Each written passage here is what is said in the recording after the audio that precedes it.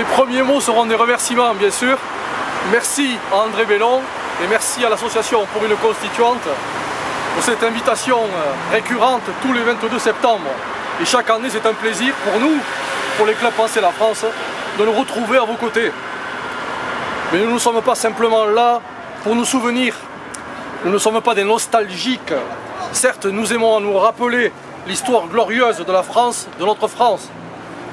Au printemps 1792, les armées françaises connaissent leur premier revers. Le roi en profite pour user de son veto.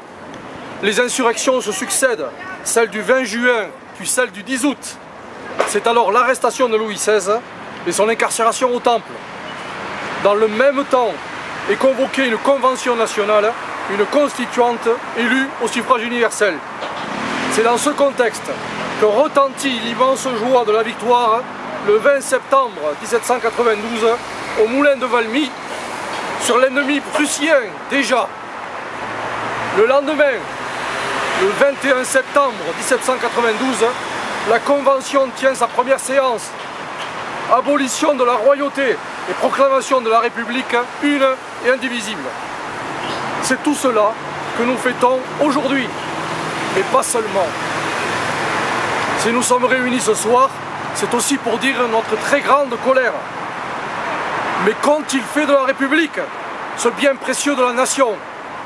Qu'ont-ils fait du territoire national? Qu'ont-ils fait de l'État, l'État français démantelé? Qu'ont-ils fait de nos communes, ce cœur de la démocratie, devenu sans le sou? Qu'ont-ils fait de l'éducation nationale? Qu'ont-ils fait de la langue, notre langue immense, le français? Qu'ont-ils fait de nos armées, de la police? Mais qu'ont-ils fait de notre peuple, de notre nation? Oui, nous sommes bel et bien face à une immense trahison. Ils nous ont trahis. Ils ont trahi la République, ils ont trahi la démocratie. Toutes ces fausses élites au service de Bruxelles, ce nouveau parti de l'étranger, ils nous mentent soir et matin. Et quand ils ne mentent pas, ils violent le peuple.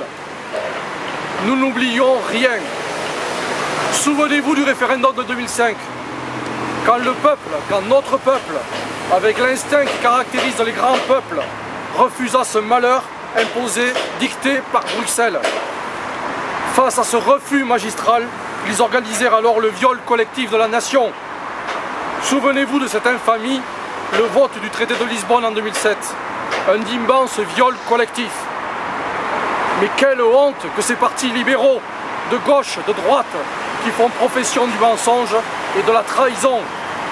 Ce parti dit socialiste, ce parti UMP dit républicain, tous au service de cette réalité monstrueuse révélée en janvier 2015 par l'infâme et diabolique Jean-Claude Juncker.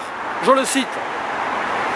Il ne peut y avoir de choix démocratique contre les traités européens.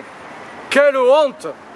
Oui, il faudra juger tous ces hommes, et une fois au pouvoir, nous les jugerons. Une fois débarrassés des libéraux traîtres, nous réglerons alors la question de l'extrême droite.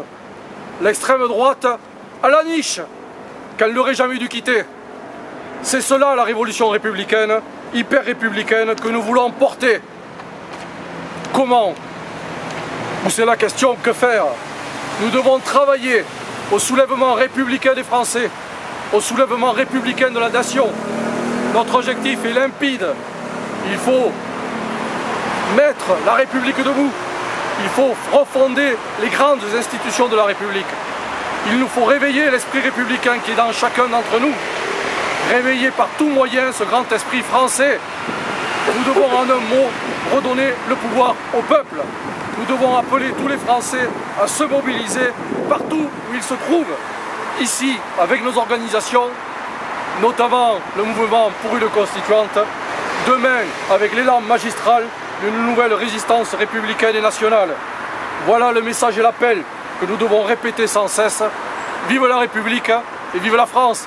Merci.